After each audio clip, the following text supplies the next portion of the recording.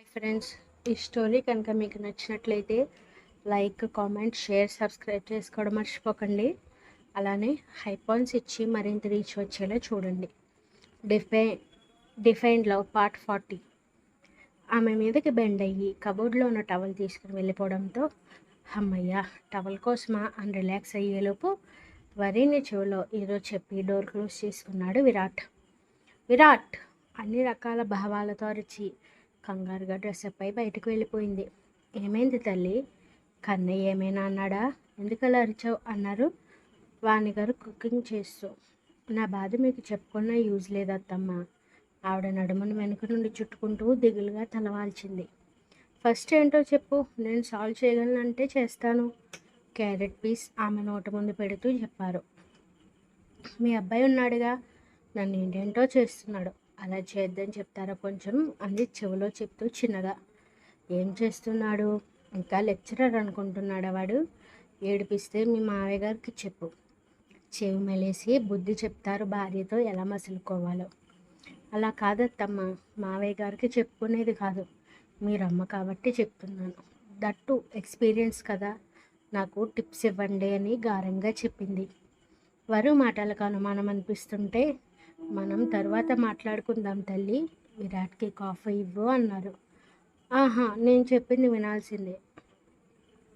Stove off చేసిన ఆవిడ వరేని వైపుకి తిరుగుతూ చెప్పు అన్నారు కమిలిన పెదవిని చూస్తూ, నెక్ దగ్గర top తప్పిస్తూ.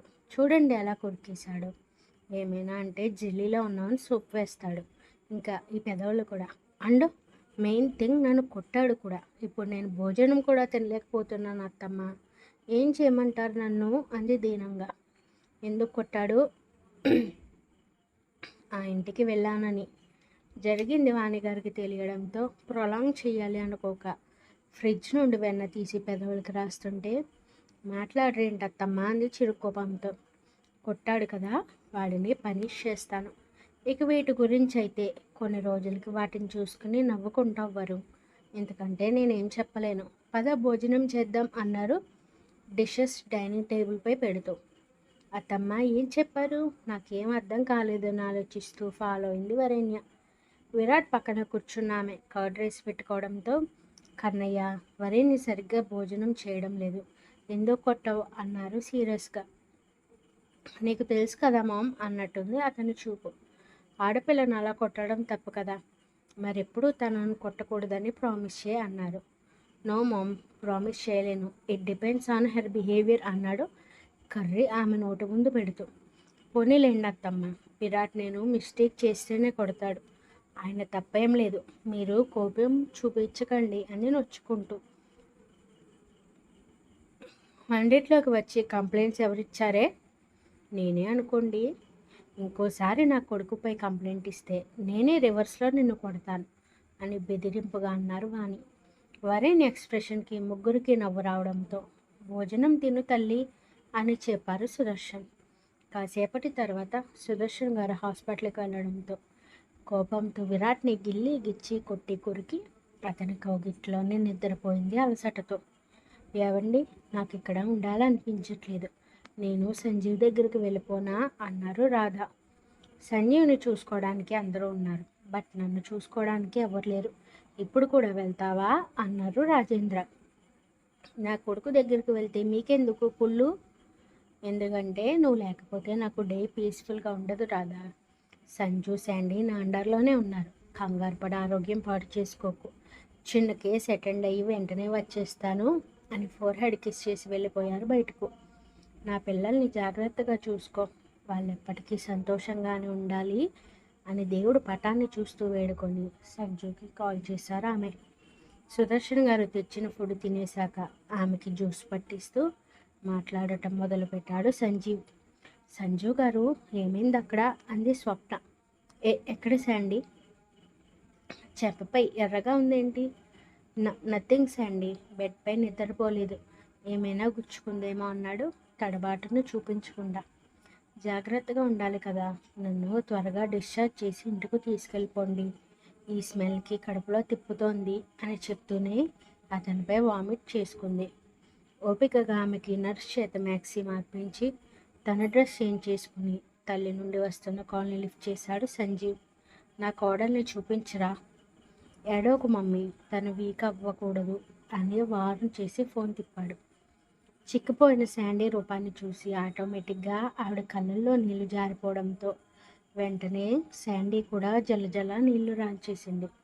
Mummy, I will tell you something. డాడీతో చెప్పి అంకుల్తో మాట్లాడమని చెప్పు అన్నాడు సంజీవ్. ఏ విషయం గురించి మాట్లాడాలి అనుకుంటున్నావు సంజు? ఈ మంత్లో ముహూర్తాలు ఉంటే మా ఇద్దరికి మ్యారేజ్ చేసేయండి. శాండీతో నా భార్యగా మన ఇంటికి వస్తాను. విరాట్ దగ్గర పెడితే ఈ టైంలో వాడికి స్ట్రెస్ ఇచ్చినట్టు అవుతుంది. అండ్ ఆంటీ కూడా ప్రశాంతంగా ఉంటారు. ఇది నా ఒపీనియన్ అన్నాడు. నీ ఆలోచన బాగుంది సంజీవ్.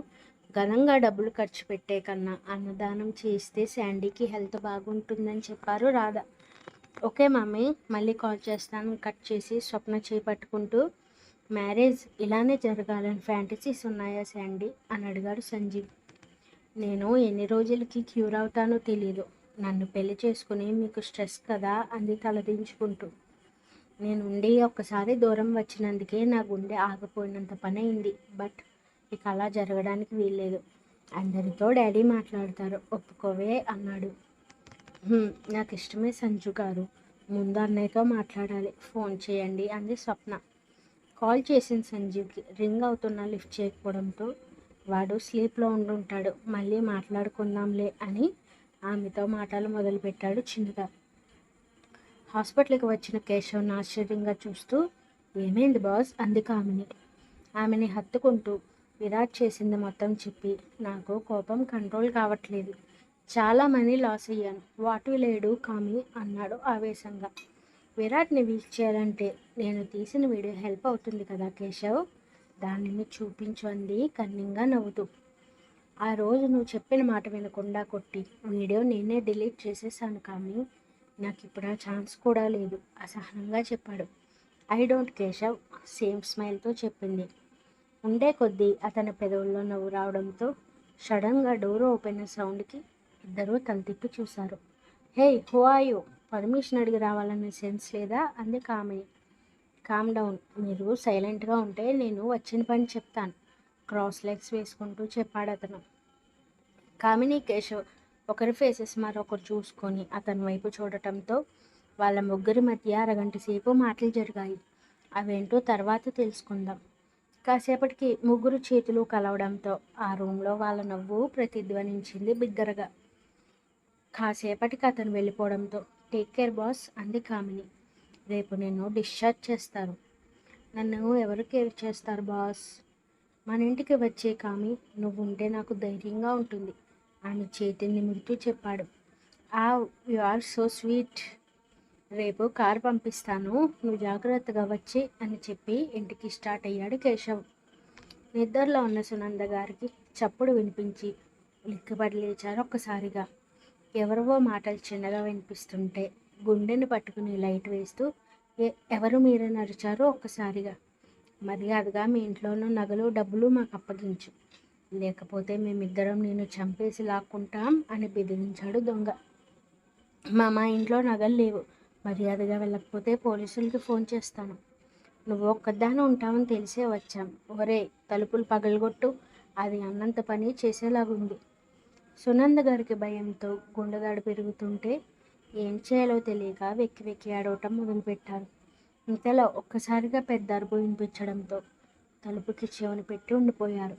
నా ఇంటికి రావడానికి ఎంత ధైర్యమరా అంటూ ఇద్దరి కళ్ళల్లో పెప్పర్ స్ప్రే కొట్టి పారిపోకుండా కాళ్ళు చేతులు కట్టేసి పోలీసులకి ఫోన్ చేసి డోర్ నాక్ చేశారు.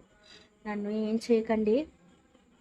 సునంద భర్త పిలుపుకి ఎనలేని ఆనందం ఒక్కసారిగా రావడంతో డోర్ ఓపెన్ చేసి వచ్చేసారా అంటూ హత్తుకున్నారు ఏడుస్తూ. ఆవిడని సోఫాలో కూర్చోబెట్టి వాటర్ బాటిల్ ఇవ్వడంతో మీరు నన్ను వదిలేసి వెళ్ళిపోయారు అని వెక్కిళ్ళ మధ్య చెప్పారు. ఆవిడని చూసి ఎనలేని జాలిగా అనిపిస్తోంది ఆయనకి. పైకన్నే తెలుసన్నట్టుగా గయ్యాలిలా కనిపిస్తున్నా ఏమీ తెలియని అమాయకురాలు ఆమె. ఆ క్షణం అచ్చం చిన్నపిల్లలా అనిపిస్తుంటే గుండెలకి హత్తుకుంటూ భయపడకని వెన్నునిమిరారు. పావుగంటకి పోలీసులు రావడంతో కాసేపు వాళ్ళతో మాట్లాడాక ఉదయం మాట్లాడుకుందాం సునంద, నిద్రపో అన్నారు శేఖర్. ఎన్ని రోజులు ఎక్కడున్నారు? నేను ఒకసారి కూడా గుర్తు రాలేదా అన్నారు ఏడుస్తూ. నేను నీ అంత కర్కశంగా ఉండలేను సునంద. వెనుకింటిలో రెంట్కి ఉంటున్నాను. నేను వెళ్తే హ్యాపీగా ఫీల్ అవుతావు అనుకున్నాను. బట్ ఇన్ని రోజులు ఏడుస్తున్నావు. వెరీ గుడ్ అన్నారు నవ్వుతూ. నా ఏడుపు మీకు నవ్వులాటగా ఉందా? పైపెచ్చు వెనకిట్లో ఉండి నన్ను మానసికంగా హింసించారు కదా. మీకు మనసు అన్నదే లేదని ఏడుస్తూ లోపలికి వెళ్ళిపోయారు.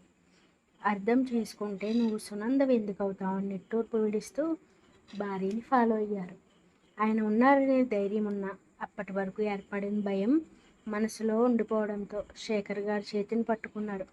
భయపడకు సునంద, ప్రశాంతంగా నిద్రపో, నేను ఇక్కడే ఉంటానని జోకొట్టారు. అప్పటి వరకు నిద్రకి దూరమైన ఆవిడ ప్రశాంతంగా కళ్ళు మూసుకున్నారు. కొడుకు చెప్పడమే రాధగారు తన భర్తకి సుదర్శన్ గారికి కాన్ఫరెన్స్ కాల్ కలిపి మ్యాటర్ మొత్తం షేర్ చేశారు.